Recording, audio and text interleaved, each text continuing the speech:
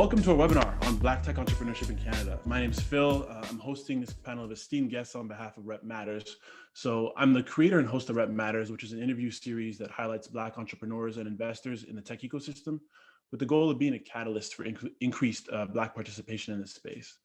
So my tagline for today is, how to get from representation to scalable participation. And what I mean by scalable participation is, how do we create an environment where Black people are not only highlighted, but increasingly welcome and present in the space?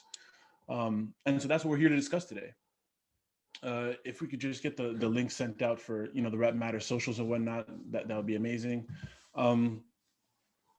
Great. So, our format for today, 10 minutes of quick intro, and then 40 minutes of questions to each of the speakers about their expertise on certain sectors. And then we'll have a 10-minute Q&A and wrap up, and that'll be it. So we're going to end on the hour at 1 o'clock.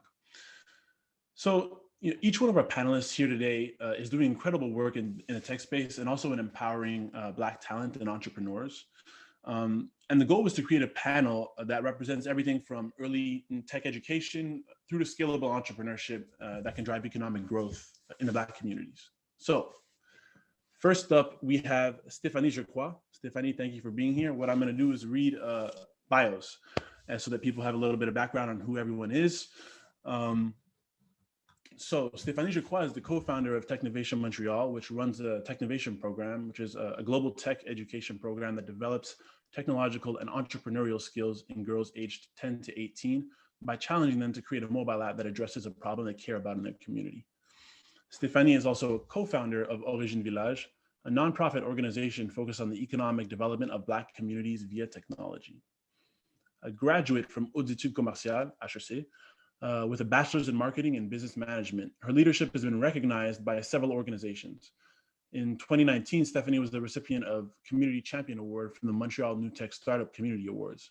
And recently, Stéphanie was nominated by Femmes et Sœurs as one of the 100 Quebec entrepreneurs selected for their positive impact and whose organization meet at least one of the 17 sustainable development goals identified by the UN to create a better world.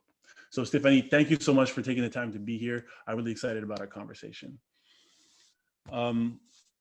Next up, we have Isaac Olowolafe. So Mr. Olowolafe is managing partner of Dreammaker Ventures and an award-winning real estate entrepreneur, angel investor, and philanthropist. His corporation, Dreammaker Inc., successfully operates multiple divisions, including real estate development and venture capital. Mr. Olowolafe has been the recipient of a multitude of business and leadership awards over the years. In addition to his membership in the Ryerson Innovation Circle, Mr. Olowolafe made a generous donation which named the Isaac Olowolafe Jr. Digital Media Experience Lab in Ryerson's iconic Sheldon and Tracy Levy Student Learning Center. Mr. Olowolafe also funded the launch of the first Black tech incubator out of Ryerson's DMZ and joined the board of the DMZ. In 2019, Mr. Olowolafe launched Dreammaker Inc. Fellowship in Sickle Cell Disease and Sick Kids in partnership with Dream Legacy Foundation and joined the board of directors of Sick Kids Foundation in June 2020. Mr. Olowolafe received a Bachelor in Economics from the University of Toronto and is married with 3 daughters. Isaac, thank you very much for being here. Really excited to have you on. Our next guest is Derek Raphael. So Derek Raphael is a managing director for the Northwestern Mutual Black Founder Accelerator, which will deploy $20 million US into Black-led startups based in the US. Derek is also the CEO and co-founder of Icon Talent Partners, a nonprofit dedicated to educating, training, and mentoring the next generation of BIPOC talent in competitive sectors such as venture capital, private equity, capital markets, corporate law, tech startups, management consulting, and more. Derek is a graduate of Princeton University, Duke University School of Law, and the Global Professional Master's Program of Law at the University of Toronto. He is married to Marilyn Raphael, who is a vice president in asset management at a leading financial institution. Together, they have 2 wonderful boys, Harper and Preston. And finally, we have Wills Teagen. So thank you, Derek, for being here. Really appreciate your time. And finally, we have Wills Teagen. So Wills Teagen is the Senior Director Quebec at CDPQ and specializes in financing and support for Quebec's mid-market companies. He also oversees CDPQ's transactional activities for the Equity 25 to the Power of 3 investment fund, which aims to create diversity and inclusion in small, medium enterprises and private technology companies in Quebec and Canada. in addition to being a member of the fund's strategic committee, actually. Mr. Tajen has over 25 years of experience in investing and corporate finance. Before joining the CDPQ, he was a co-founder and managing partner of Strassel, an investment firm specialized in mid-market mergers and acquisitions and clean technology. Prior to that, he was a manager at Bombardier's corporate strategy, mergers and acquisitions department, and he's also held positions of investment director at Hydro-Quebec Capitec, a venture capital fund active in clean technology, and business development manager in the industrial sector at 3M. He holds a master's in applied finance from Université du Québec à Montréal, a bachelor's in chemical engineering from Polytechnique Montréal, and a diploma in management from McGill University. Wills, thank you for being with us. So we're going to start off with questions really about early education and environment. So Stephanie is going to be the first person we're having on the hot spot, on the hot seat. So Stephanie, your focus is on empowering young women. And I want to ask, do you see Black representation in your younger groups, or does the barrier to entry happen even earlier than that? Well, first, thanks, Phil, for having me today. So it's great to be in company of great people who are doing amazing things. Yes, I do see Black girls in our program, but there are some barriers of entry, and I want to say it's not about a lack of interest of girls in the tech industry, but I think it's rather a lack of exposure, a lack of opportunities also. And that's one of the things that we want to do with Technovation Montreal. So as you mentioned, it's a global technology and entrepreneurship program for young girls aged from 10 to 18 years old. And what they learn in this program that runs for a course of 5 months is that they learn how to use technology to solve a problem in their community. So they are working as a team, and they're supported by volunteers, so professional in the tech industry. The majority of them are women. So they learn how to develop a mobile app. They learn how to, create a business, launch a business. They learn all those concept of what it's like to start a startup.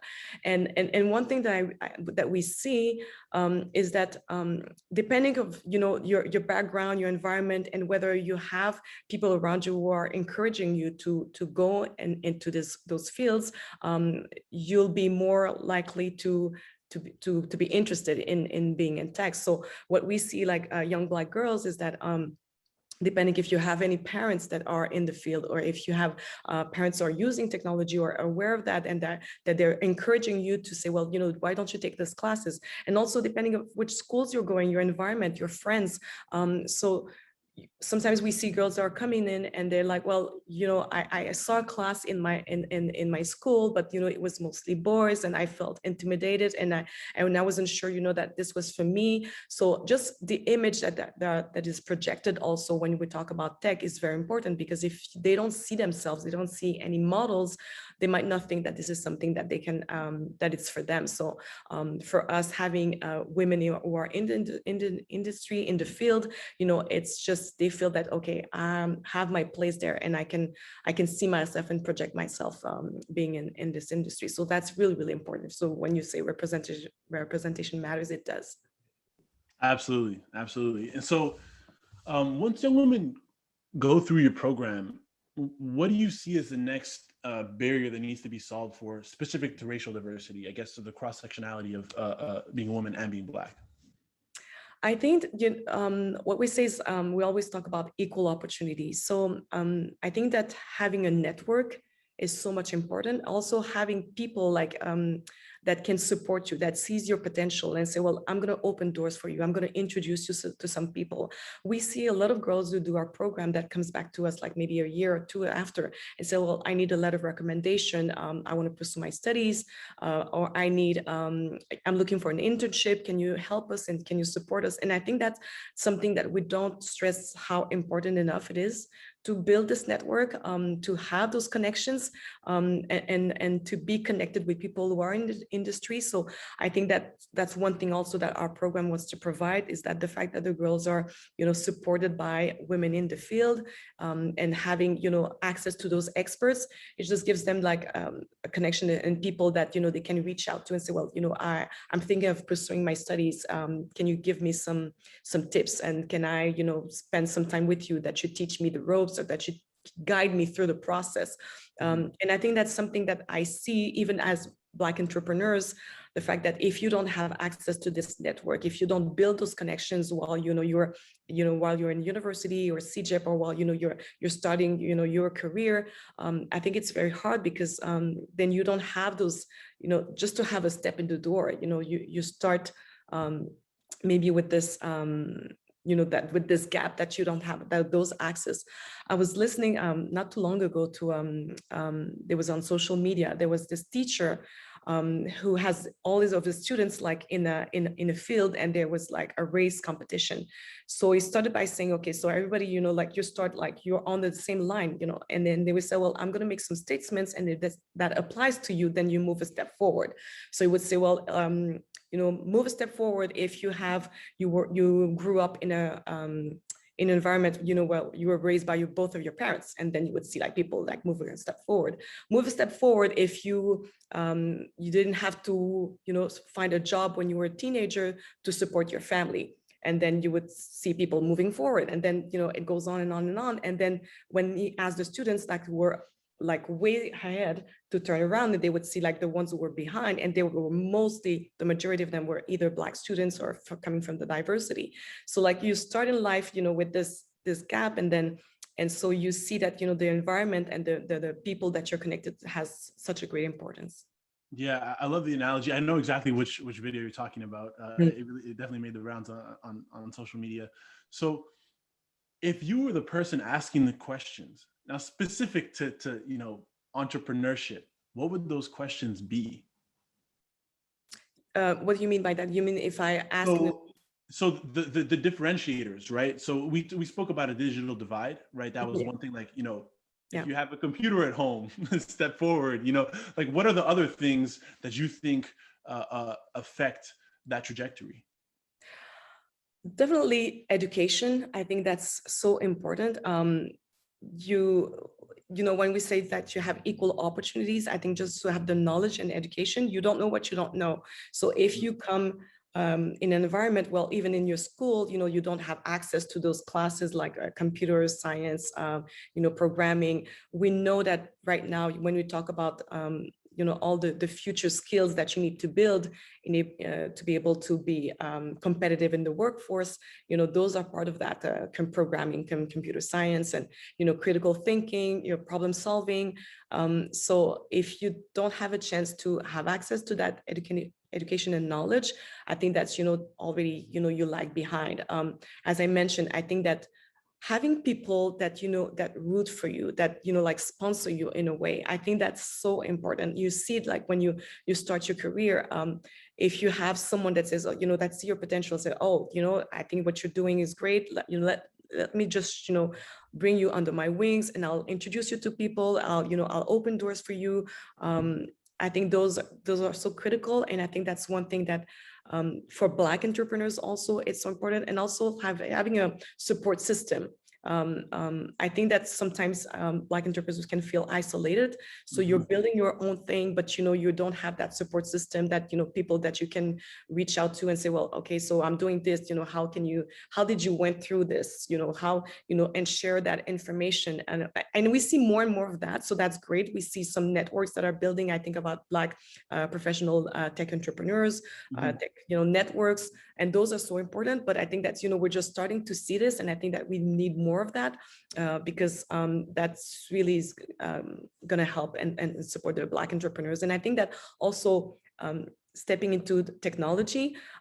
So with Origin Village, that's one thing that we did, is that to assess the digital maturity of our ecosystem, and we realized that a lot of those entrepreneurs, they have a good foundation, but sometimes, they lack the infrastructure, they don't have the expertise. And of course, I'm sure we're going to talk about that, but, having access to capital, invest is so important as well. So there's many factors, but definitely I think that having a network, having a support system, having people that you can reach out to is really important.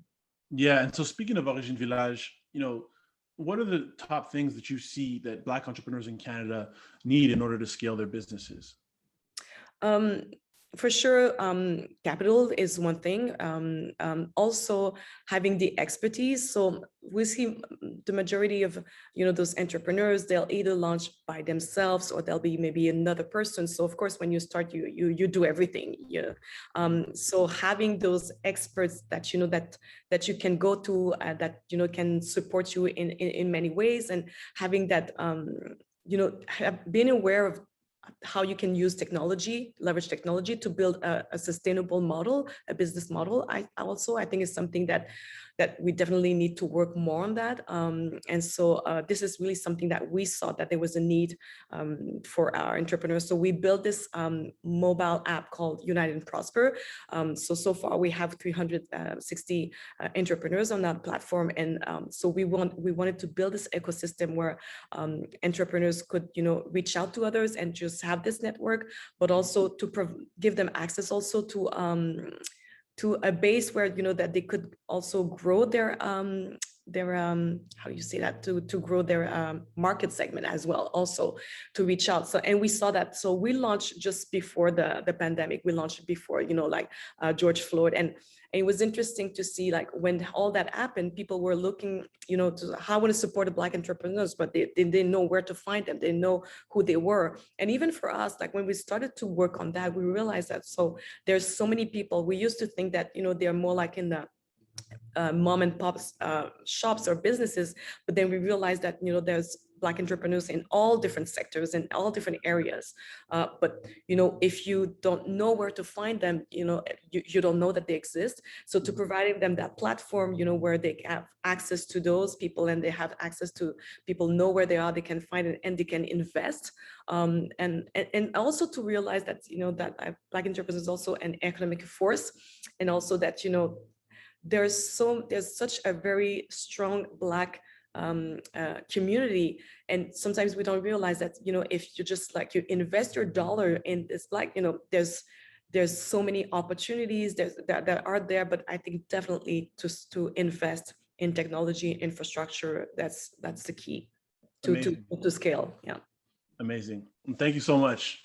If anyone has any questions for Stephanie, make sure you put them in the Q&A box, and we'll get to them at the end of the session. Thank you, Stephanie. So Derek, are you there? I'm here. Great. Oh, there's a little bit of an echo there. Okay, great. So you work on the talent development side with Icon Talent Partners, and also on the entrepreneurial side. So where do those intersect, if at all? And by that, I mean, is it important to create a larger Black talent pool who may go on to be entrepreneurs, or are those like two distinct things that need to be grown on their own? So I really appreciate that question. And I think they actually bleed into one another. So a great example is, when people are looking to fund tech startups, a lot of the times they'll say, what's your background? What's your pedigree? So I think a big part is the funnel. So I think just looking at the profession that both Isaac, myself, and others on this panel are on, if you want to get into venture capital, which is a very elite industry, they're going to ask you, where did you work in terms of potentially management consulting? Or where did you work in terms of investment banking, capital markets? Those in many cases are feeders for venture capital. In many cases within the Black community, we're not even getting in that initial funnel. If you look at some of the top management consulting firms in Canada, or the top investment banks or capital markets firms, you'll probably see 0 or very low numbers from the Black community for the feeder. So when you think about that second hurdle, which is who's being invited to the table to enter venture capital, then it's very, very low. When I actually did my own personal environmental scan of Canada, there's very few Black venture capitalists that anyone knows of. To be honest with you, when I first moved to Canada, I was like, it's Isaac or bust. He is the only person. Yeah. And I think, I feel like people don't understand how important it is that Isaac is a part of this ecosystem, because in many cases, I kind of see him for from a public facing point of view, kind of like the godfather of Black venture capital. And I don't want to, steal your thunder, Isaac, but that to me is really important. But I think it's important we need people like Isaac. We need people like Wills. We need folks like Stephanie that are creating that ecosystem. So I think it's many ways, it's like building blocks. You need Black people in management consulting, in capital markets, in investment banking to then get to venture capital. Because if you don't have folks that look like you writing checks, shockingly, you're not going to get checks. You're not going to get investment. So I think it's imperative on the ecosystem when it comes to the federal government, fund of funds, to invest in and support Black-led venture funds or Black-led general partners. That has to be the answer to increase Black tech. Because currently what is happening is the money is being funneled to individuals, but not individuals within the Black community, which would be the direct impact to make things better. Yeah, absolutely. And if anyone's curious, Derek has an audio and a video feed. So if you go into all panelist view, you'll see him speak as well. Yeah. Just looking at a black box. So can you speak to the myth of the sort of lack of Black talent in the pipeline and what you're doing to solve that problem? Yeah, so great question. I would say that I think stepping back, when I look at my own personal background, I'm American. I grew up in the US. In the United States, the not-for-profit sector is very mature. They have not-for-profits that have been around since the 1960s, one of which is SEO. So when you go to Wall Street in New York City and you say, who from the Black community is working at Goldman Sachs, JP Morgan, these titans of industry, they come from these programs that have been around for 50, 60 years. Grooming top talent in the high school segment, grooming talent at the university segment, and grooming talent at the young professional segment. When I first moved to Canada in 2015, nothing like that existed here. And I feel it's imperative to have programs that are focusing on the top talent. Just because you have a 4.0 and you're Black and you go to Queens, doesn't mean they're gonna be working in investment banking or in management consulting, because this is a very insular world where in many cases you're invited in.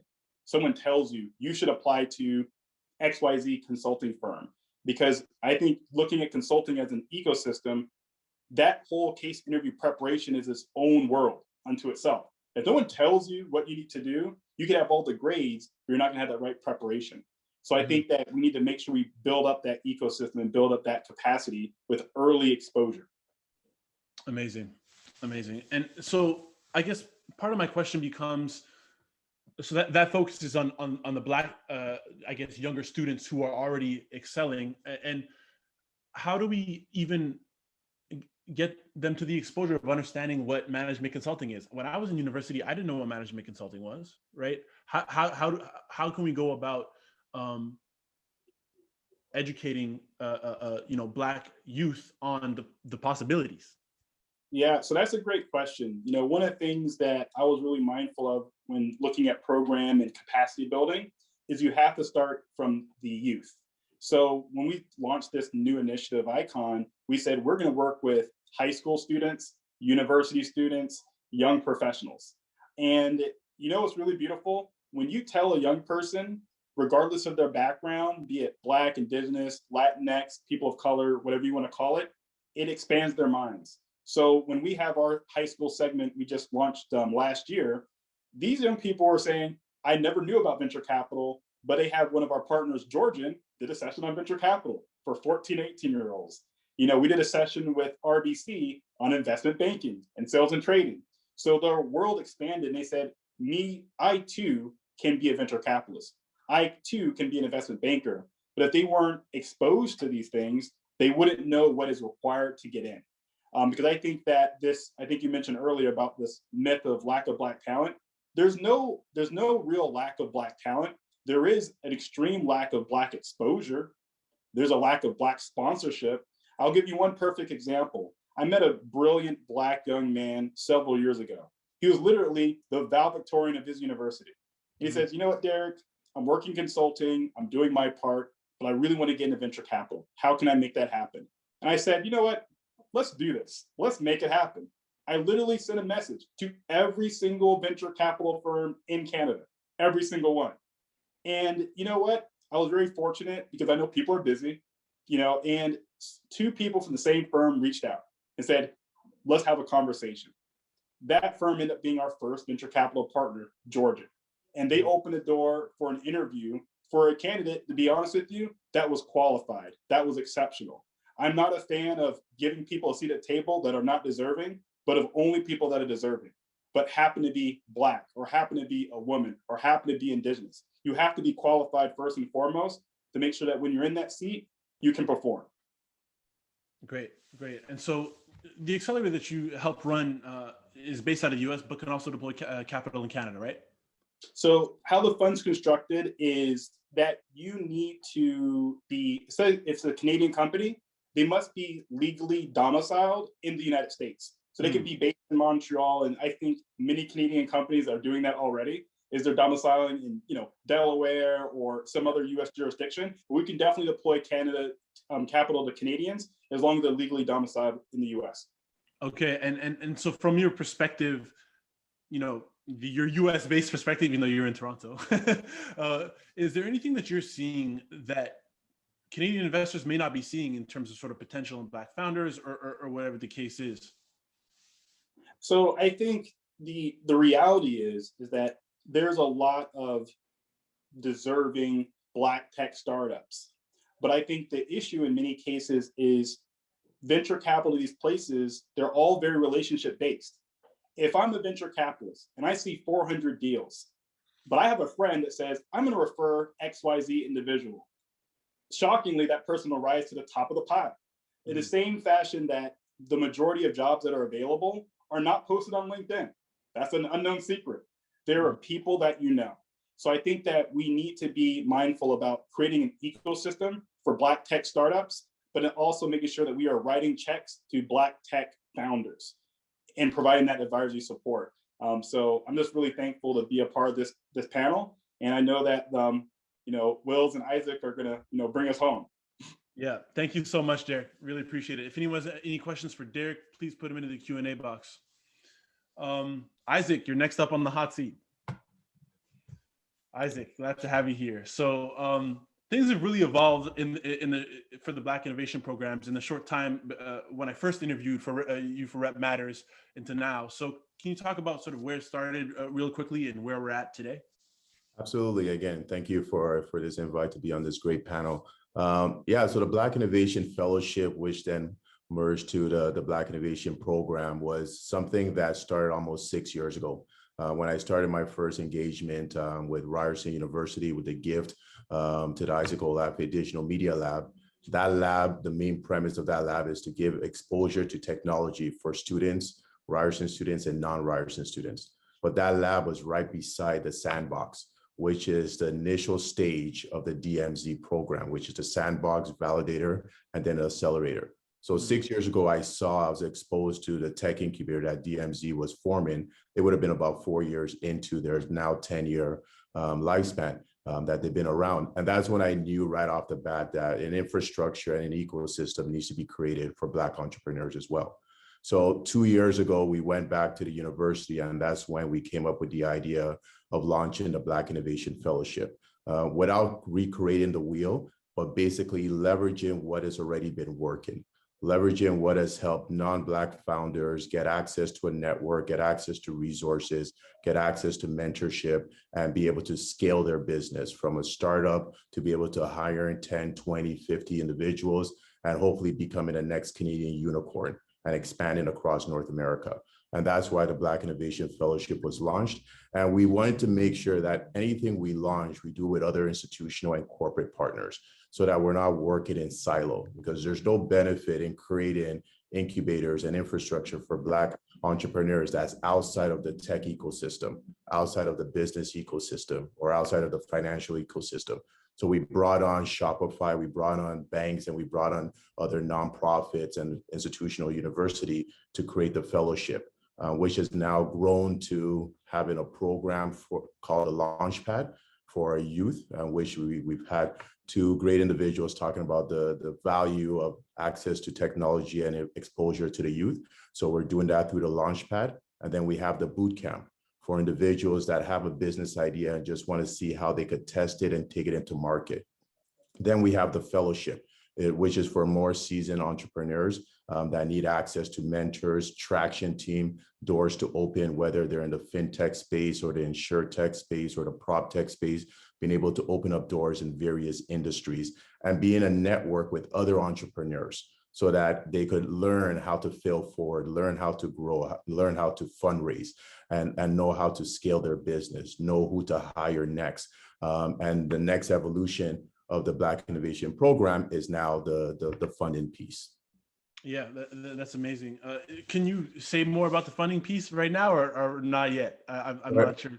Well, all we could say, similarly to what we did with the program, is we're strategically working with institutions and trying to do something again that hasn't been done, which is get institutional capital to be deployed for Black founders within Canada to allow them to not only scale, but also with key individuals we're putting on our team and on our advisory team, is not just to get money and then say good luck, but is to get money and say, here's a partner that will help you scale it from seed capital to Series A to Series B. And hopefully through what we're doing, through what Wills is doing, through what Derek is doing, Stephanie is doing, we'll be able to have success stories of unicorns coming from the Black community here in Canada. Yeah. And so just to understand, are the Black Innovation programs open? Do you have to be specifically in Toronto or Ontario, or is it open to all of Canada? How does that work? Yeah, so it's a national program in partnership with Dream Legacy Foundation, which is a national nonprofit that I founded 7 years ago, and then in partnership with Ryerson, the DMZ. So entrepreneurs can apply across Canada, and the good thing is all levels of entrepreneurs, seasoned entrepreneurs, new entrepreneurs, and entrepreneurs or individuals that just want to see if it's something they want to go down the path. And the good thing about it is that, and I think a few individuals mentioned it, they're part of a network. So the Launchpad, even if you don't end up launching your own business, what you're doing when you're in high school, when you plug into the Launchpad, you're part of a lifelong network. And that network allows you to get a job as a programmer or in marketing or in sales. And that's why it's so important that we're having these types of conversation within the Black community, because technology transfers into all industries. So for the Black community, it's very important that we double down on technology, because this is the last point of equalization from an economic point of view for the Black community. Yeah, and so if you want to hear more about that, definitely go check out our interview on Red Matters with Isaac. We really dove into a lot of those topics. We have a solid like 30-40 minutes there of content for you all on that. So if you were speaking to one of Stéphanie's entrepreneurs at Origine Village or in the Black Innovation Program, how would you describe the pros and cons of taking venture capital? So it all really depends on what is the end goal. You know, are you trying to scale fast? And then when you're taking venture capital, there's good money and then there's bad money. I always advise all our entrepreneurs we work with, take capital that's going to open up multiple doors. Take capital that's going to advise you on mistakes that you potentially will be making. Take capital from individuals that have experience of scaling business, of investing in other businesses and being successful in doing that as well too. But understand that, you know, a small percentage of $1 billion company, a $500 million company is much better than 100% of zero, right? But again, it's not for everyone, but it's understanding what is the end goal. And if the end goal is to try and scale fast, is the end goal is to try and skip a few steps in terms of getting into a network, experience, relationship. That's why the venture capital game has been growing, and a lot of entrepreneurs has been taking those capital. So I want to really expand on what you just said, which is, you know, a smaller percentage of $1 billion company is better than 100% of you know, something smaller, right? So the whole point of this is to provide support to Black entrepreneurs to build wealth in Black communities, which may seem counterintuitive to the venture capital model, where you're giving away a piece of your company to get money, cash in return. So can you kind of explain how VC-backed founders create wealth over time, even if they don't own 100% of their company? Yeah, it's all really by the scale of their business. So if they're starting at 100% of their business when they sort of have the ideation of their company, then they're raising, let's say, 5% at a 3 million valuation. Then they're raising another 10 to 20% at a 30 or $40 million valuation. Yes, they've given away 20 to 25%, but now based on a $40 million valuation, they may have a smaller percentage of their company, but now that company is worth X amount. Because the reality is to continue to scale, especially in technology, you got to spend a lot of money in programmers, you got to spend a lot of money in marketing. If you're in the B2C, you're going to spend a lot of money to generate more customers, more clientele. You've seen that in all the social media platforms that are growing. If you're in B2B, it's a very long sales process. So you got to have capital to be able to give you a runway. And then once you're expanding and getting those contracts, you're going to have to continue to increase and advance your technology, which takes a lot of capital injection that's required. So again, it all really required. It's almost like, there's family-run businesses, which, you keep it 100%. And then you scale gradually. And then there's those that are trying to scale acceleratedly. Yeah. So thank you for that breakdown. Very interesting. And that's actually come up a lot in conversations that I've had with Black entrepreneurs.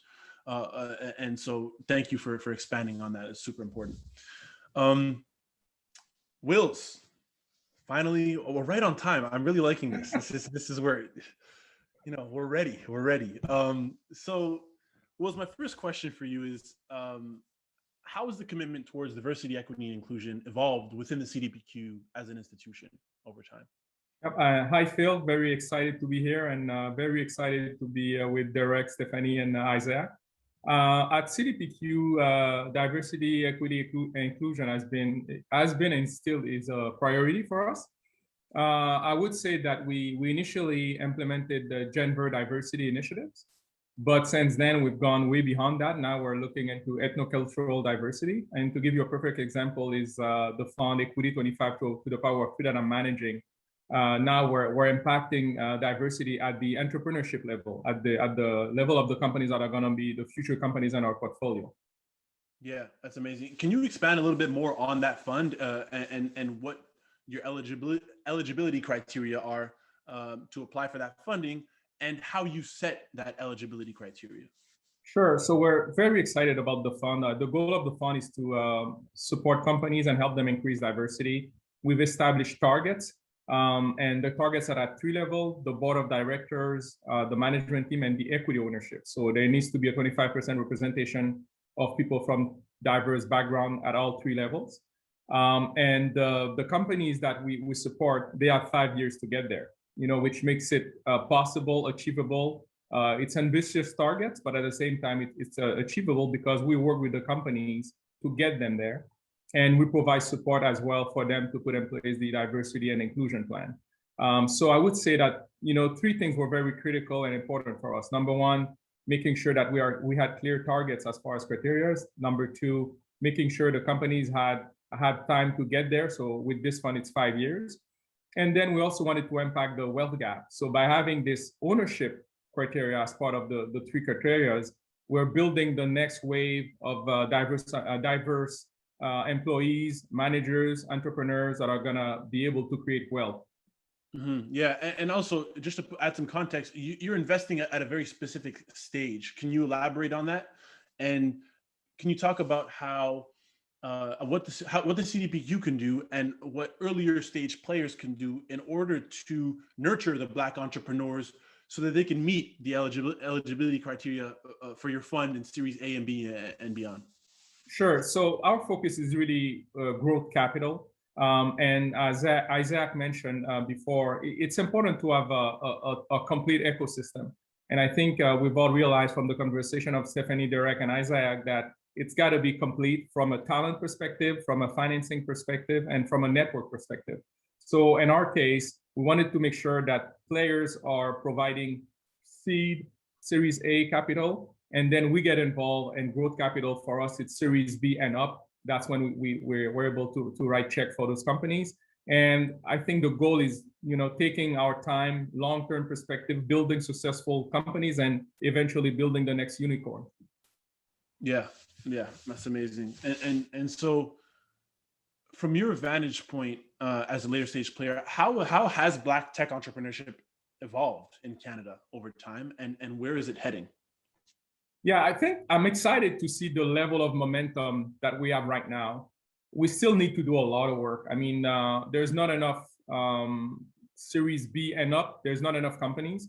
I think we need players like Dreammaker Ventures and the other players, just like what Derek is doing as well, to create seed, pre-seed, seed, Series A type financing. So we need, number one, we need the capital. So we need to finance Black-led VCs, GPs, and then we need the entrepreneurs to show up, right? We need to finance early stage businesses.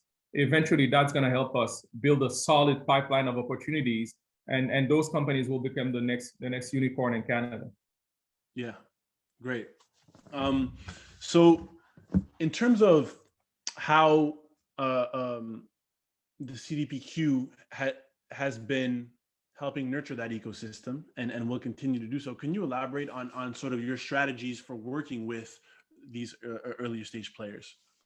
Sure. So at the 25 to the power of 3 level, it's very specific with the portfolio companies and the DNI support plan. But at the CDPQ level, we have a number of initiatives that we across the board, from looking at fund investments, for example. So we invest in venture funds and pretty much all over the globe. But we have a number of Canadian funds that we've supported.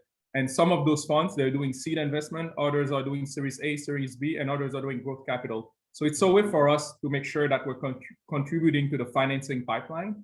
At the same time, if I look at what I've been doing with my team at Equity 25 to the power of 3, over the last 5 months, we've talked to a significant number of entrepreneurs. And even though some of the companies were too early for us, we always manage to provide some guidance, some coaching, and some contacts so they can build the network and they can get the proper advice, to be able to be successful with their businesses. Yeah, and so of those entrepreneurs that you've met, and no, I guess I'll rephrase that. For entrepreneurs, Black entrepreneurs who are earlier on in their company life cycle, what are some key things that you think are going to help them get to the next stage, right? We talk about this gap between sort of the seed stage and this sort of Series A, B, and beyond. How do we close that gap from the entrepreneur's perspective? What could you tell them? Hey, this is what you should sort of focus on in order to close that gap. I think there are a number of things that needs to be done, Phil, to close the gap. If I had to select one out of all the things that must happen, the number one is network. I think I don't see the Black-led companies, I don't see them networking as much as they should do. And I think right now, because of all that's happening for the Black community from an entrepreneurship perspective, there's no excuse, right? Anybody can pick up a phone, call Stephanie, Derek, Isaac, or myself. The federal government announced the Black Entrepreneurship Program. It's a $200 million fund. There's the FACE initiative. I mean, there's so much going on. I think it's up right now. The Black entrepreneurs, they need to be proactive. They need to knock on the doors, get the network, and get capital. I think in an environment though where historically, right, Black people in general haven't necessarily been included economically, socially, and whatnot, that there may be a sort of barrier to that. And so I guess your suggestion is forego that barrier internally and make sure you network. And you bring up a great point, Phil, because often when we talk about Black-led companies, when we talk about financing, we often hear about, institutions, they have biases. Well, and from my perspective, the biases are on both sides, because some of the Black entrepreneurs, maybe years ago, they started a company and for whatever reason, they were not able to raise capital. And that left a bad taste and they don't want to go back, right? But I think they need to realize that times have changed. I think now we have great momentum and they need to come and ask for the capital, ask for the help, ask for the network, because to me, the time is now. Yeah, great, and that's a good point. It's not to sort of dismiss the earlier struggle, but we have this momentum now, and really take it in stride. I think that's a really important message to be had. So Maybe if I can add to that, Phil, yes, please do. I think that's one thing that I find is very interesting in our discussions is to see Derek and Isaac, who have those, organizations that, people feel also that, well, I see people who are doing things, they look like me, they're doing things that, and probably I think a lot of Black entrepreneurs feel more comfortable. And I agree with you, Wills, that, they need to step out of the box and just reach out and knock on doors. But when you look at all those VC organizations, or even like those big networks, most likely you won't see any Black person at the table. So, and as you mentioned, I think it was Derek who said, well, if it's on invitation only. So if you don't get that invitation, if you're not, connected to those people, you won't have access to that information. So I think that to see more and more companies like yours that are stepping in and supporting Black entrepreneurs is very important.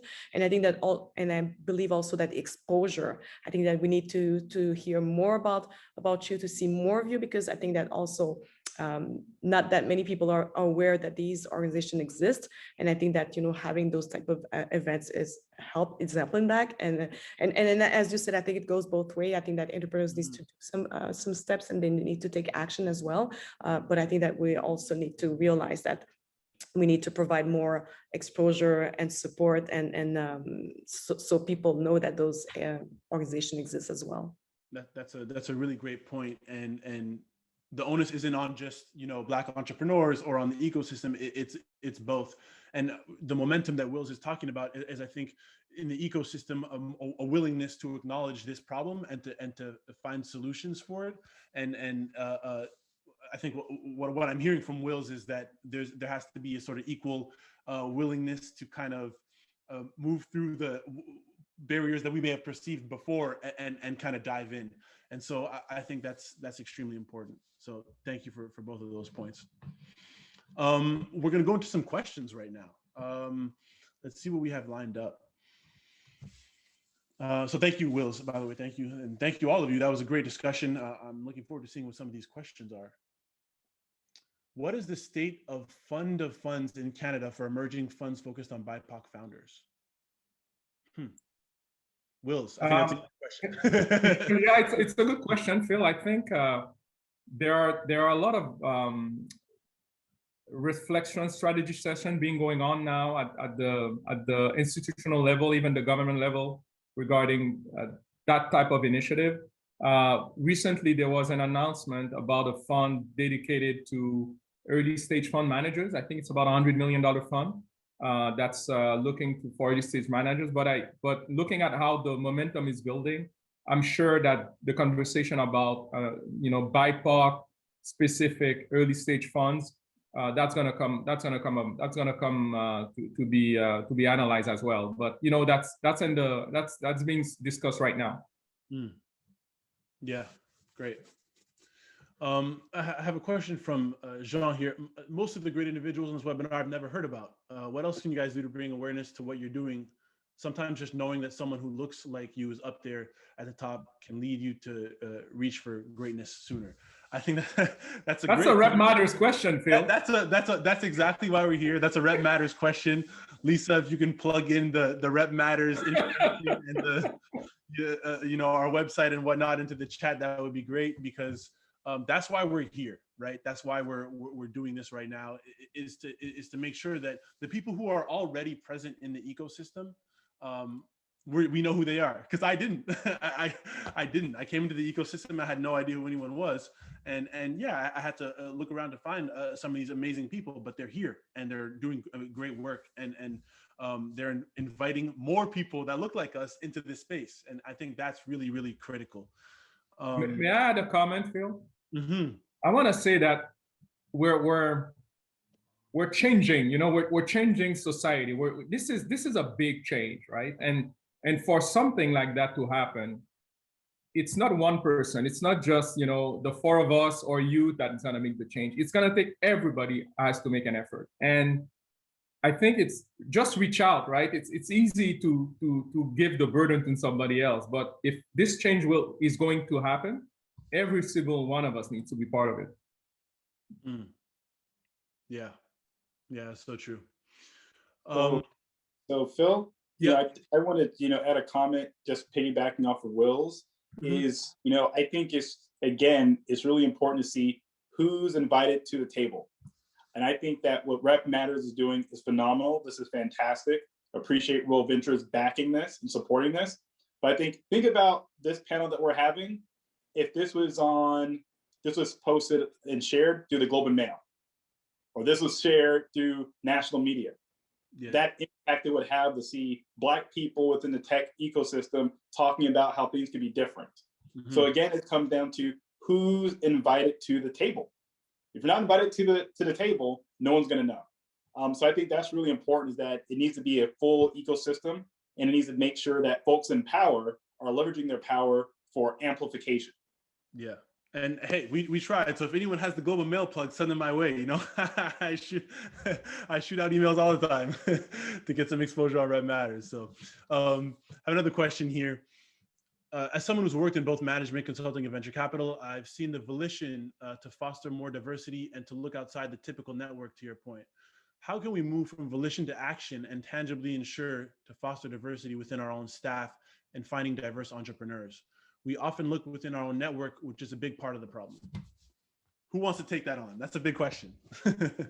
I want in, but I want to make sure I wait for my comments. Anyone else? Anyone else? All right. That's yours, Derek. Okay, no worries. I think, to be honest with you, and maybe it's because I'm American, I come from the U.S. A lot of things are not very complicated. It all comes down to willpower. Do you really want to do it? And I think that since living in Canada, I've seen a lot of willpower behind specific initiatives. When corporate Canada says that gender balance is important, everybody got behind it. Every institution signed up. You have women in capital markets, groups that are well capitalized, well supported. They have full staff boards and full staff leadership teams. But when you look at that equation from Black people saying they want to support initiatives, that willpower is not always as apparent. You have not-for-profits in Canada, and I'll name them because I think it's important to name who's been doing this work. You have the Canadian Association of Urban Financial Professionals. They've been doing amazing work in this country for over 20 years. But when it comes to funding, are they funded properly so that people can do this work full time? The work of supporting the Black ecosystem should not be a burden on fully employed people to do part-time. That to me doesn't make sense. It doesn't make sense. In the United States, if COFP existed, they would have millions of dollars, they would have an endowment, they would have huge amounts of support. So I think that the LinkedIn posts, the Twitter feeds need to be matched with full effort and the passion to get it done. I don't listen to what people say or what people post.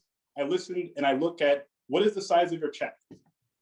Your wealth has a big indicator of how much you're committed. So write the check.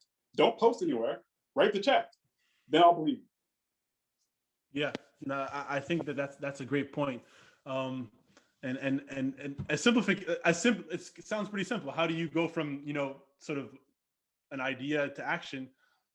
You write a check to people who've already been in action and amplify their voices and the work that they've been doing. So I think that's a great point. And Phil, if I may just add quickly, yeah, for people that want to get involved, make a change, there's so much going on. For example, BNI, the Black Opportunity Fund, there's so many initiatives that can be done at the business level, the community level. And also I would encourage our listeners, within your own firm, you can make a difference, right? So I think that's what's going to bring change. If every single one of us within our companies, we talk about how to make that change. And if we want to give time, well, join some of the community organizations that need people to make that change. Yeah, and the original question revolved around how internally, within, I guess with management, consulting, and venture capital, how to move into action. And what I'll say is, when I came back to Montreal and started looking into venture capital, I saw no one who looked like me in Montreal. Right. And so that is extremely important. And then so just looking at, hiring practices and making conscious efforts to hire Black and Latinx and Indigenous people into this space, I think that's key as well. And there are organizations who, like Icon Talent Partners, right, who work on bringing, the best and the brightest forward. And so that's definitely another way to go about it. I think we have time for one more question really quickly. Sorry, I can't get to all these. I'm going to pick at random. Curious to know, is there a list of Black Canadian tech founders? It'd be helpful to get to know each other. That's a great question. Does anyone have an answer to this?